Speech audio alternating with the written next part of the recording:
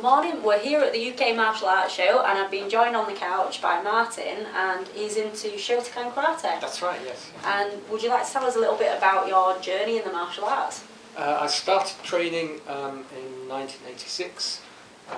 My first style was Isharu, which is style for Tiki Donovan, who was the England coach. I believe he's here next year. When I moved to another part of the country, the nearest club to me was the Shotokan club. I've been training in that ever since. Awesome. And 1986 is a long time now. Yeah, because I'm not giving my own age away there. But, I'm over 21. Yeah, we're in the Martial Arts 21 club. Yes. So, what advice would you give to any pupils who are wanting to give karate a go? Because I know there seems to be a lot of new styles coming out or coming into the country, and I don't think that the karate clubs are always getting the same representation as what they used to get. I think as Taekwondo become a little bit more popular in ways. What advice would you give to people to start it? Because obviously you've stayed involved with it for a long, long time. I think the best thing for anyone starting any martial art is just to look around. Try and visit as many different clubs as possible. Don't go in with any preconceived ideas. Every club is different, every instructor is different, every club atmosphere is going to be different. So it depends what an individual is looking for. Any club should be able to give a clear idea of what they're presenting or what they're offering to people. So it's open for people to look around and make the best choice for them. Karate may not be the best thing if they're looking for a more competitive sport, then Taekwondo tends to be maybe a better option. But some karate clubs will cater to that. So it's individual to each establishment. Just go and look around. Don't sit on the couch. Go and look. What's your favourite element to karate? For me, the part that's the most challenging is the kata, the forms. Not so much learning them and performing them, but the meanings behind the moves, the applications, the bunkai. That's what fascinates me. It's something which has always drawn my interest more than the competitive side.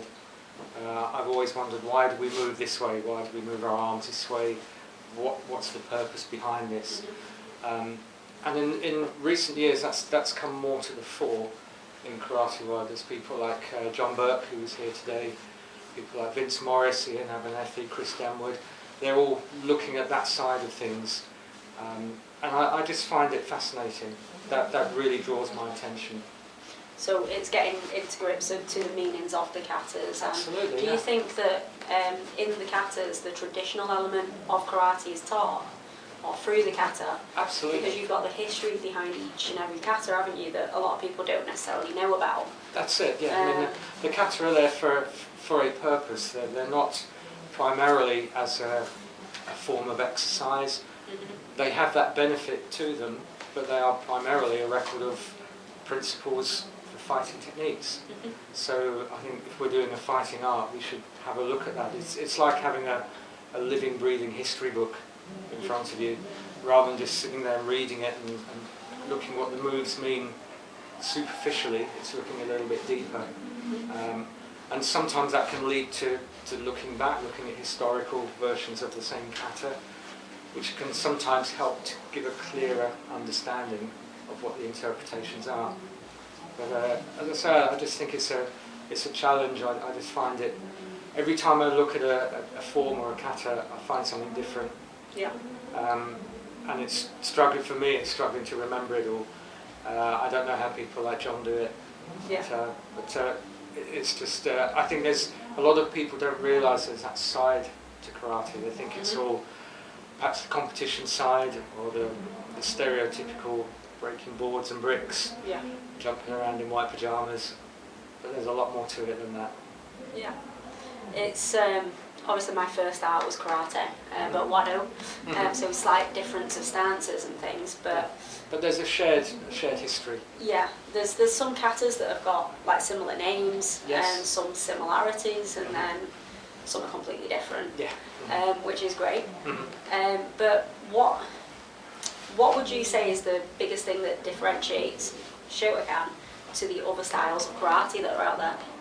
I think Shotokan has one of its characteristics perhaps is maybe it's looked at as having longer, deeper stances. I think it's also it's quite a young style by comparison with some other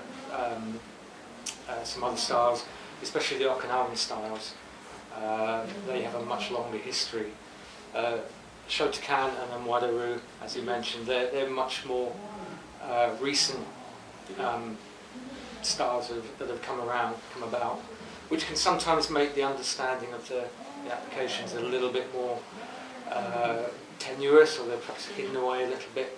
That's why looking back at previous versions of the kata in other styles can give a clue as to how the moves can be applied.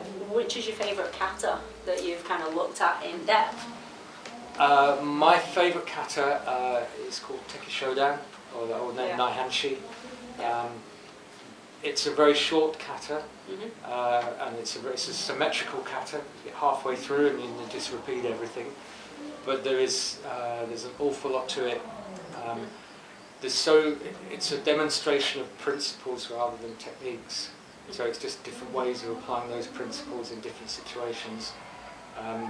It's, again, looking at it with different instructors, they all have different interpretations, but they're all equally valid. Yeah. So there's no right or wrong, it's if it works, it works. And Teki Shodan, Naihanshi, has an awful lot of that in it. Is there, because I know there's quite a few different versions of Naihanchi, definitely I saw a very interesting one which was more like traditional Shaolin version, apparently. And again, shorter but just linear, one line and the other. Really, really short, the shortest kata I've ever done. But the applications behind it were quite devastating. So some of the bunkai, you're going into neck breaks, joint locks, takedowns, which kind of made it a lot more interesting to learn. I think a lot of kata have those applications in there. It's just knowing what to look for. Yeah. What's your take on the foot trap, like in the Naihanchi when you've got the foot? So before the what do you think that represents? I think the most workable application I've seen is simply whilst you're striking someone in the neck here, you're kicking their leg out, so you can then take them over. It just seems to. It's not just what your leg is doing, it's what your arm's doing at the same time. So using them both at the same time, it's just like a steering wheel, taking the base out and throwing them over. Because there was a few ideas that was attacking nerves on the specific nerves on the legs, whilst you were going for nerve on the neck to get a knockout. I'm sure, which you could go on for days, couldn't you? Absolutely, studying it. Yeah. I think one of my instructors, although he accepts that point of view, is if you just hit them hard enough, it's going to have an effect. It's just hit here. So if you can get the finer points, then that's like a bonus on top. But trying just to get that, you don't have the time to do that. In a real confrontation, so it's just hit here. That's his view. Brilliant. Well, it's an easy and simplistic view to have. Absolutely, Have you got a club website or anything for people to look you up? We have. The club website is deepingkarate.com. Deeping. I'm from a town. D-E-E-P-I-N-G. Yeah, from a town called Market Deeping. Okay. Which is in Lincolnshire, near Peterborough. So we are deepingkarate.com. And we're on Facebook as well, which is DSKC. Deeping Shotokan Karate Club. Awesome. Well, it's been great to meet you and have a little chat about karate, and obviously one of your favourite katas was actually one of my favourite katas, which is interesting. So it's been really nice to have you on the couch today. Thank you very much. Thank you. Nice to meet you. Thank you. Cool.